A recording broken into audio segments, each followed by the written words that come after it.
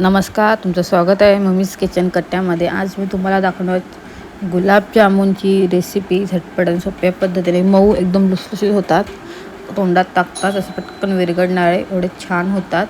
तर नक्की ट्राय करून बघूया। तर कसले आहेत ते बघूया आपण।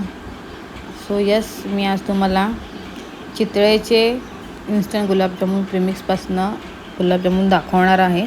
खूप छान होतात त्याच्यामध्ये, आणि पाक पण मी एकतरी पाक करत नाही आहे।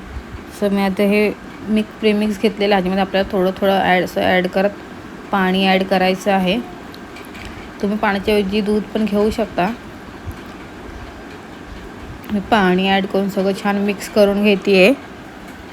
आणि तुम्हाला दिवाळीच्या हा खूप साऱ्या शुभेच्छा। तुमच्याकडे काय काय पदार्थ बनवले कमेंट करून मला नक्की सांगा। आता अशा प्रकारे आपला छान मळून घ्यायचं आहे। डो बनवायचं, एकदम सॉफ्ट डो बनवणार। जितकं सॉफ्ट बनवणार तितके गुलाबजाम आपले छान होणार आहेत। त्यासाठी खूप छान मळून घ्यायचं आहे आपल्याला डो। मी खूप वेळा मळून घेते आहे। थोडंसं चिकट स्टार्टिंगला थोडंसं चिकटपणा येतो, पण मळून जसं तुम्ही पीठ मळत राहणार तसं ते नंतर चपातीसारखं आपला डो तयार होतो। सो घाबरू नका की पाणी झालं असं, थोडासा सॉफ्टच आपल्याला हा डो तयार करायचा आहे। आज तुमच्याकडे दिवाळीची तयारी झाली की नाही कमेंट करून नक्की सांगा मला। आणि तुम्ही लोकांनी काय काय फराळ बनवलं आहे हे कमेंट करून मला नक्की सांगा।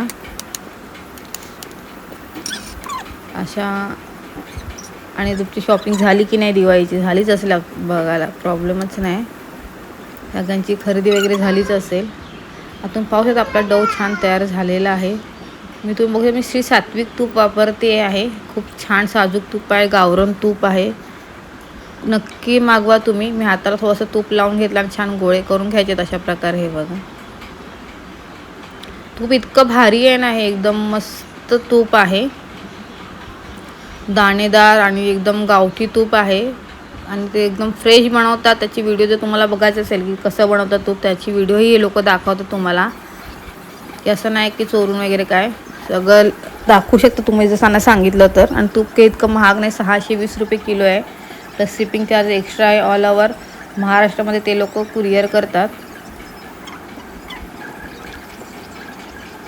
आता अशा प्रकारे सगळ्या आपल्या गोळ्या बनवून घ्यायचे आहेत। तुम्ही सगळ्या गोळ्या मी छोटे मोठे अशा प्रकारे गोळे बनवून घेतलेले आहेत। तुम्हाला पाहिजे तुम्ही मोठे पण करू शकता किंवा छोटे पाहिजे तुम्ही छोटेही करू शकतात। आता आपल्या साखरेचा पाक बनवण्यासाठी मी 1 वाटी साखर आणि 1 वाटी पाणी घेतलेलं आहे।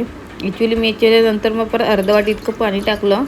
1 वाटी साखरच घेतलं आहे, पण 1.5 वाटी पाणी टाकलेलं आहे मी। त्याच्यामध्ये 1 वाटी साखर टाकलेली आहे, कारण की जास्त गोड आणि चिकटपणा नको म्हणून मी हे केलेलं आहे। आपला साखरेचा पाक साखर मेल्ट होईपर्यंत करायचं, उकळवायचं। आणि उकळून घेतलं त्याच्यात मी वेलची पावडर टाकली चवीनुसार थोडीशी, आणि थोडंसं त्याच्यामध्ये लिंबू पिळला होता मी, क्रिस्टल येऊ नये म्हणून साखरेचे।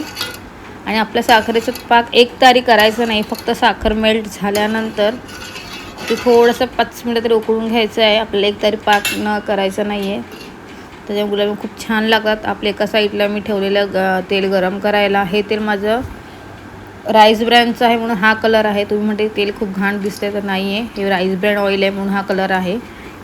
आता आपल्याला स्लो गॅसवरती गुलाबजामुन छान फ्राय करून घ्यायचे। तुम्ही मीडियम ठेवला तर बाहेरून शिजलं जातं, आतनं शिजत नाही। त्यासाठी तुम्हाला हे मी स्लो गॅसवरतीच करते, कारण की बाहेरून पण शिजलं जातं आणि आतहीपर्यंत शिजलं जातं। त्याच्यामुळे छान आपल्याला शिजवून घ्यायचे हे गुलाबजामुन। ह्याप्रमाणे साखरेचा पाक केला की जास्त गोड होत नाही। तुमचे गुलाबजामुन खायला एकदम हे झाले, परफेक्ट झाले। 1.5 कप पाणी आणि 1 वाटी साखर घ्यायचं आहे। 1.5 वाटी पाणी आणि 1 वाटी साखर, ह्याच्याने तुमचे गुलाबजामुन जास्त गोड होत नाही, छान लागतात खायला, सुपर सॉफ्टी असतात। नक्की ट्राय करा आणि मला कमेंट करून सांगा कसे झाले होते। भेटूया नेक्स्ट व्लॉगमध्ये। तुम्हाला सगळ्यांना दिवाळीच्या हार्दिक शुभेच्छा। भेटूया आपण नेक्स्ट व्लॉगमध्ये। Bye bye, take care, happy Diwali.